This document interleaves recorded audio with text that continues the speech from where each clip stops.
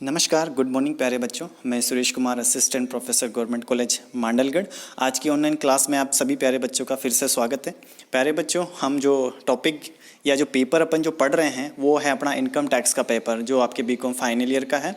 और उसमें जो अपना जो करंट में जो लेसन चल रहा है वो है आपका incomes which do not form part of total income. इससे पहले जो चैप्टर अपन ने देखा था वो था residential status and scope of total income. वो सारे प्रोविज़न और किस तरह से एक निवासी स्थिति का निर्धारण करते हैं अपन, वो सारे प्रोविज़न अपन ने इससे पहले वाले चैप्टर में देखा था। और उसके करीब मैंने 5 या 6 से वीडियो उसके अपने यूट्यूब चैनल में डाले हैं। ठीक है, तो आज अपन जो टॉपिक पढ़ने वाले हैं वो है आपका आय जो कुल आय में शामिल नहीं होंगी। वैसे तो ये लिखा हुआ है कि आय ऐसी कौन सी आय जो कुल आय में शामिल नहीं करनी है। अब कुल आय का मतलब आपको अच्छे से पता होना चाहिए कि यहाँ पर कुल आय का मतलब किससे ले रहे हैं अपन। ग्रॉस टोटल इनकम किसकी? एक करदाता की कुल आय जिस पर टैक्स लगाना है अपने को, उस आय में कौन कौन सी आय शामिल होंगी और कौन कौन सी आय इसमें शामिल नहीं होंगी। इस चैप्टर को पढ़ने का जो मुख्य उद्देश्य जो अपना होगा वो ये है कि अपने को ऐसी आय का पता करना है जो करदाता की कुल आय में शामिल नहीं की जाती है। कैसे?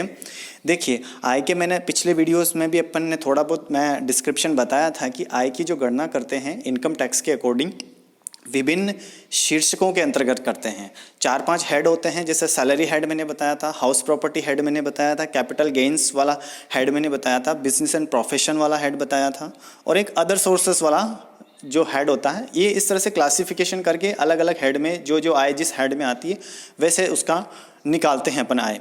ठीक है, बट अब हेड वाइज इनकम कैलकुलेट करते हैं किसी भी करदाता की कुल आय का, तो कुछ आय ऐसी होती है जिनको एक करदाता की कुल आय में शामिल ही नहीं किया जाता इनकम टैक्स के नियमों के अनुसार।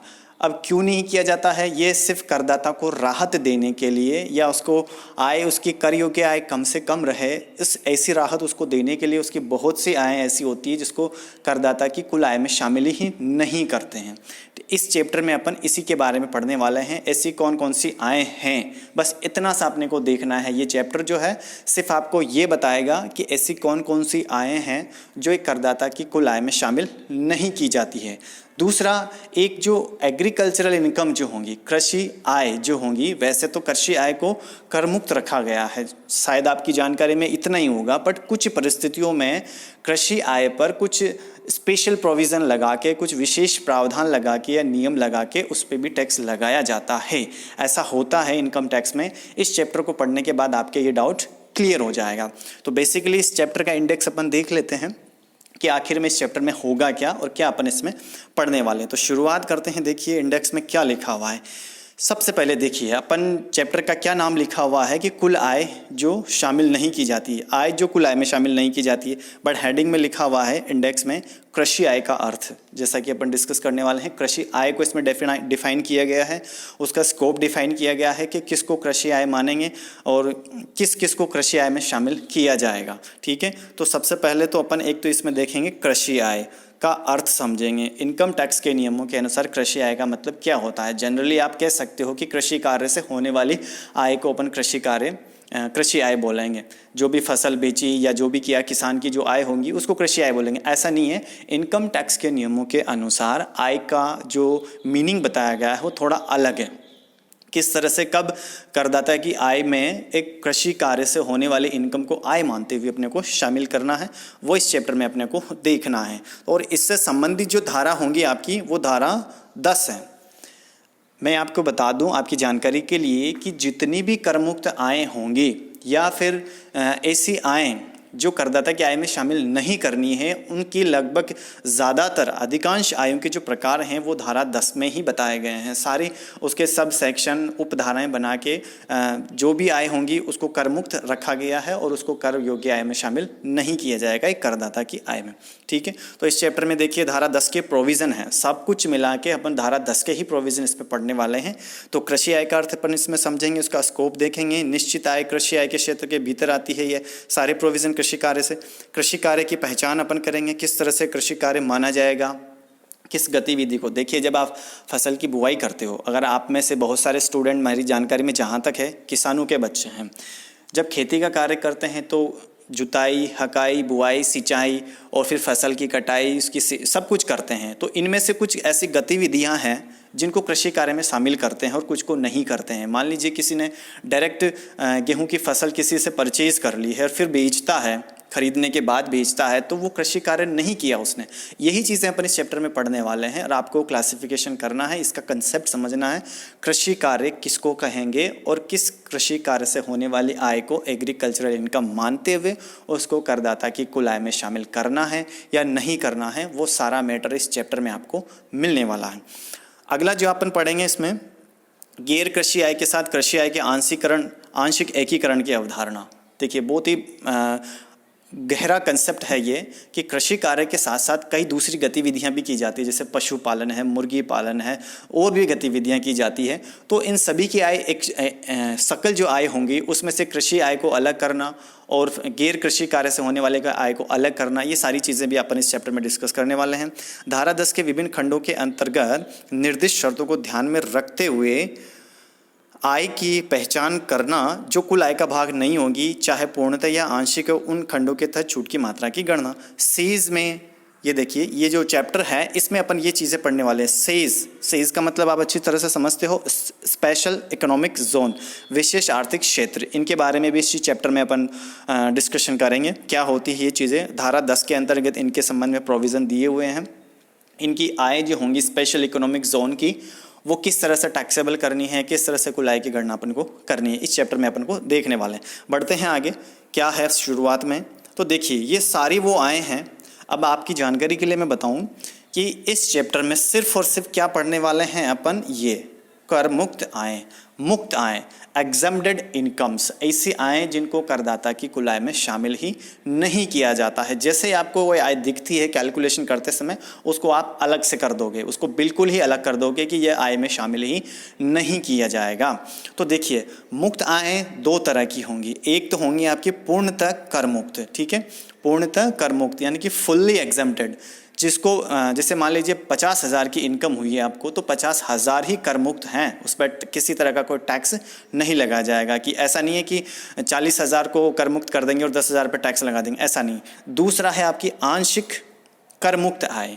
आंशिक का मतलब अगर कोई आपकी ऐसी आय है जिसमें एक पार्ट तो थोड़ा सा हिस्सा तो उसका टैक्सेबल रखा जाएगा और थोड़ा सा हिस्सा उसका नॉन टैक्सेबल रखा जाएगा, ऐसी आय का मतलब होगा आपका आंशिक मुक्त आय। तो ये उनके टाइप्स दे रखे हैं इनकम्स के। अपन को चैप्टर में जाना, आगे जाना ज़रूरी नहीं है। देखिए अपने को सिर्फ पता करना है, बस धारा 10 आपको याद रखनी है कि इसमें किस चीज़ के लिए प्रोविज़न दिया गया है। सीधा सीधा आपको देखना है कि धारा 10 में सबसे पहले तो कृषि कार्य से होने वाली आय के बारे में इसमें बताया गया है और ऐसी आयों के बारे में बताया गया है जिनको एक करदाता की कुल आय में शामिल नहीं किया जाता है। और फिर सब सेक्शन यानी कि उपधाराओं के अंतर्गत प्रत्येक टाइप की जो इनकम है, ऐसी आय जो करदाता की कुल आय में शामिल नहीं करनी है, उन सभी आयों का इसमें डिस्क्रिप्शन दिया हुआ है। अब कौन कौन सी है ये तो आपको पता करना ही पड़ेगा, क्योंकि जब आप कैलकुलेशन करोगे तो आप ये अपने मन से डिसाइड नहीं करना कि इस आय को अपन करदाता की आय नहीं मानेंगे। नहीं, जो इनकम टैक्स में मेंशन कर दी है, जो इनकम टैक्स अधिनियम में मेंशन कर दी है, फाइनेंस बिल में मेंशन कर दिया गया है, उसी आय को आपको बाहर रखते हुए करदाता की कुल आय की गणना करनी है। तो ये जो इनकम्स हैं, एक करदाता को जो भी इनकम्स होने वाली है वो सारी यहाँ पर दी हुई है। कौन सी कर मुक्त है, कौन सी आंशिक कर मुक्त है और कौन सी इनके अलावा जितनी भी आय होंगी, इस चैप्टर में जो आय दे रखी है इसके अलावा जितनी भी आय होंगी वो करदाता की कुल आय में शामिल की जाएंगी। तो देखिए दो तरह की कर मुक्त आय होंगी, एक तो पूर्णतः कर मुक्त और एक आंशिक कर मुक्त। अब मैं आपको थोड़ा सा और ब्रीफ बता दूं कि जब इस चैप्टर में तो सिर्फ आपको वो आय मिलेंगी जो कर मुक्त हैं, ठीक है। ये आए तो वैसे करदाता को इनकी तो छूट मिलेगी, बट जब अपन हेड वाइज करदाता की आय की गणना करेंगे तो हेड में, स्पेसिफिक हेड में, जैसे सैलरी हेड है तो सैलरी हेड के अंतर्गत अगर आप आय की गणना कर रहे हो तो उस हेड के अंतर्गत जो कटौतियाँ मिलने वाली है, उस हेड के अंतर्गत भी कुछ आय कर मुक्त होगी तो वो सीधा सीधा वहीं घटाई जाएंगी। जब आप सैलरी हेड की कैलकुलेशन करोगे तो वहाँ घटाई जाएंगी। ये आय तो वो आय हैं जो एक करदाता की आय में शामिल ही नहीं की जाती है, सीधा सीधा उसको पहले से हटा दिया जाता है। हाउस प्रॉपर्टी का हेड होगा तो उस हेड के अंतर्गत भी कुछ विशेष प्रोविज़न है जिनके तहत करदाता की हाउस प्रॉपर्टी से होने वाले इनकम को करमुक्त मानते हुए उसको शामिल नहीं करते हैं। उसी तरह से बिजनेस एंड प्रोफेशन से अगर किसी करदाता की आय है तो उसमें भी स्पेसिफिक प्रोविजंस के तहत कुछ आय जो बिजनेस एंड प्रोफेशन से हो रही है उनको कर मुक्त रखते हुए करदाता की कुल आय में शामिल नहीं करेंगे। Same to same capital gain में होगा, same to same other sources वाले जो हेड होगा उसमें उस तरह से कैलकुलेशन करनी। यानी कि हेड में से अगर एग्जेप्शन आपको मिल रही है तो उसका प्रोविजंस से अलग है बिल्कुल ही। बट इस चैप्टर में जो आप पढ़ रहे हो वो है ऐसी आय जिनको सीधा सीधा शामिल ही नहीं करना है। जैसे आपको देखना है उसको, इसको किसी हेड में शामिल नहीं करना, इन आयों को किसी भी हेड में शामिल नहीं करना, इनको सीधा सीधा करदाता को इनकी कटौती या उनकी रिबेट दी जाती है। उसके करदाता को किसी भी तरह का उसमें कोई टैक्स नहीं दिया जाता है, मतलब टैक्स नहीं लिया जाता है। तो ये वो सारी आय हैं। देखिए सबसे पहले तो कृषि आय होगी। कृषि आय को बिल्कुल एग्जेम्प्टेड रखा गया है बस कुछ परिस्थितियों में। अब वो कौन सी परिस्थितियां हैं इसी चैप्टर में अपन आगे देखने वाले हैं। भारत के बाहर रहने वाले निवासी की एनआरआई खाते पर ब्याज, ये आय भी बिल्कुल पूर्णतः कर मुक्त है। व्यक्ति को पारिश्रमिक के संबंध में मुक्ति जो भारत के नागरिक नहीं है, ऐसा व्यक्ति जिसको जो भारत का नागरिक नहीं है। अब भारत का नागरिक कौन नहीं है ये इससे पहले वाले चैप्टर में अपन देख चुके हैं। तो ऐसी आय उसकी कर मुक्त रखी जाएंगी। आपदा के कारण कोई मुआवजा प्राप्त होता है, जैसे बाढ़, भूकंप आ जाते हैं, महामारी हो जाती है, किसी भी तरह का प्राकृतिक आपदा आ जाती है, तो इसमें मुआवजा अगर उसको किसी को मिलता है तो वो बिल्कुल टैक्स फ्री होगा। सुकन्या समृद्धि खाते से भुगतान होगा। सरकार द्वारा शिक्षा, छात्रवृत्ति, पुरस्कार, इस तरह की कोई आय होंगी तो आपको ये सीधा सीधा देखना है। इसमें सिर्फ वो आयों का डिस्क्रिप्शन है जो करदाता को कर मुक्त मानते हुए उनकी छूट दी गई है। वीरता पुरस्कार के बदले किसी तरह की राशि मिलती है या आपको किसी तरह का कोई पुरस्कार मिलता है, छात्रवृत्ति के रूप में कोई राशि आपको मिलती है, चाय बोर्ड की सब्सिडी, मतलब गवर्नमेंट से किसी भी तरह की कोई सब्सिडी अगर आपको दी जाती है तो बिल्कुल टैक्स फ्री होगी, क्योंकि ये है तो आपकी इनकम बट ये सब्सिडी गवर्नमेंट की तरफ से दी जाती है। इकाई स्कीम की या इकाई के हस्तांतरण पर पूंजीगत लाभ। अब ये इकाई क्या होती है? यूनिट्स। आपने अगर किसी म्यूचुअल फंड में या किसी में इन्वेस्टमेंट कर रखी है तो उसको बेचने के बदले आपको अगर इनकम हुई है तो वो भी टैक्स फ्री है फुल्ली। म्यूचुअल फंड के व्यवस्थापक से इकाई से आए, तो ये सारी आय, ये सिर्फ वो आय बता रखी है आपको जो बिल्कुल कर मुक्त है। अब इनको तो याद करना पड़ेगा। जैसे अगर कैलकुलेशन करते हो किसी करदाता की तो आपकी अगर इस तरह की आय कैलकुलेशन में आती है तो उसको बिल्कुल हटा देना है वहाँ से और सेपरेट कर देना है। सेम इधर देखिए HUF की आई है, हिंदू अनडिवाइडेड फैमिली की, कि वो सदस्य से कोई राशि प्राप्त होती है, यानी कि सदस्य द्वारा प्राप्त राशि। हिंदू अनडिवाइडेड फैमिली एक जॉइंट फैमिली होती है जो अपना हिंदू संप्रदाय है या कुछ इस तरह के, इनके लिए प्रोविज़न है। जब इनकी गणना अपन करेंगे HUF के लिए अलग से बहुत सारे प्रोविज़न है। इस तरह की इस परिवार के सदस्यों को राशि प्राप्त होती है तो उस पर कोई टैक्स नहीं लगाया जाएगा। साझेदार की अंश आय। अब साझेदार क्या होता है ये आपको अच्छी तरह से पता है। NTRO को दी गई सेवाओं के लिए गैर निवासी के लिए आने वाली तकनीकी सेवाओं के लिए रॉयल्टी या शुल्क। ये किस जगह पर इस तरह की आय होती है? ये कुछ स्पेसिफिक इंडस्ट्री या कुछ स्पेसिफिक सेवाएं होती हैं जहां पर ये इनकम्स होती हैं। भारत के नागरिक को सरकार द्वारा भारत के बाहर दे भत्ता। भारत के किसी नागरिक को भारत सरकार द्वारा कोई भत्ता दिया जाता है विदेश में तो वो फुल्ली टैक्स फ्री होगा।